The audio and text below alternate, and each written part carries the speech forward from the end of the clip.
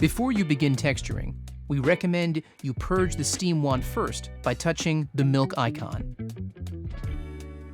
Touch it again to stop the steam delivery. Begin with fresh, cold milk. Fill the milk jug to just below the spout position and then lift the steam wand and insert into the milk jug. Lower the steam wand, ensuring it clicks in place to start. Touch the milk icon. The screen will display the temperature of the milk as it heats. Milk texturing will stop automatically when the selected milk temperature is reached.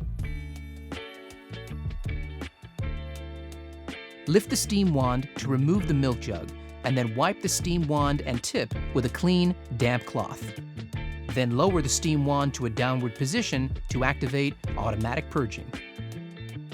Remember, different brands and types of milk and milk alternatives will texture differently, so you may need to adjust your texture levels accordingly.